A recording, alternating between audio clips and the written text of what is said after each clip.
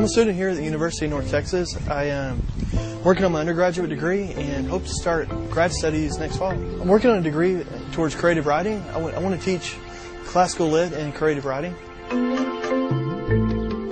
John Bramblett is a bright young man with a head full of ideas, concepts and bits of memory that amount to stories he's learning to tell with pen and paper.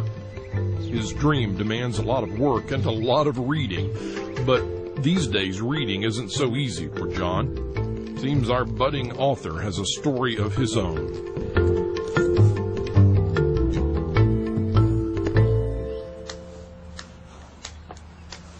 Whenever I first lost my sight, I was really angry. I was so angry I wouldn't even admit that I was angry. I was angry at everything, at the world and my life. It seemed like everything that I don't know was important was sort of taken away. I couldn't leave the apartment on my own. I couldn't read anymore. I couldn't write anymore. I used to be the type of person that would always have a book. You'd always have like a paperback novel in your back pocket.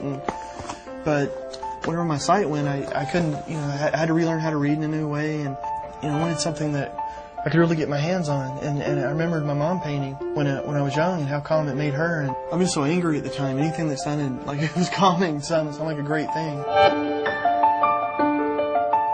I'd thought about painting before, but I don't know. It may sound horrible to say, but I never thought I'd be any good at it. And then when I lost my sight, I thought, well, if I'm no good at it, I'll never be able to. I won't have to look at it anyway, so might as well give it a try.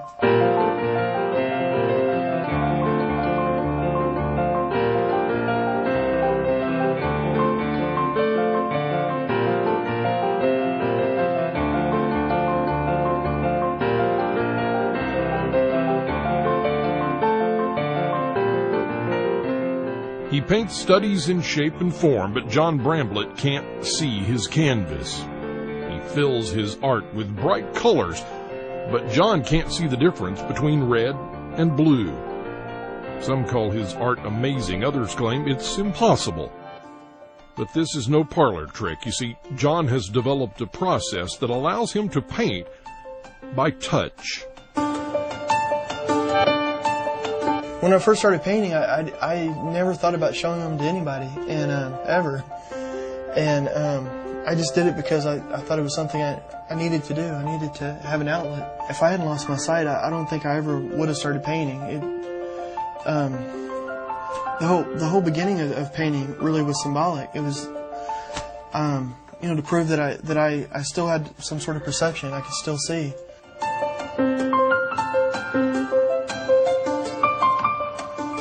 It seems like it might be different, but the only difference really is that instead of using my eyes to see the painting, I use my fingertips. Even the different colors of paint feel different. Where white will feel really thick like toothpaste, and black is a little runny, a little bit like oil.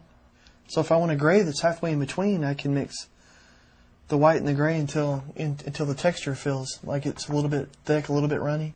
Call it crazy, call it courageous, call it a case of blind ambition. For John, it's simple, really. Epilepsy took away his vision, but it didn't change the fact that this aspiring author has stories to tell. Sight or no sight, some dreams die hard. Painting is something I just have to do. I just have these images in my head, and I got to get them out.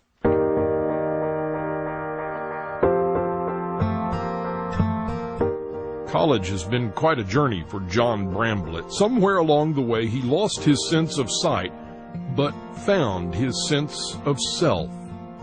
What began as a desperate outlet for a trapped mind has become a fledgling career in the visual arts for a young man who's visually impaired. Now, as he prepares to graduate, John looks forward to a life of creativity, of showing others how he sees the world.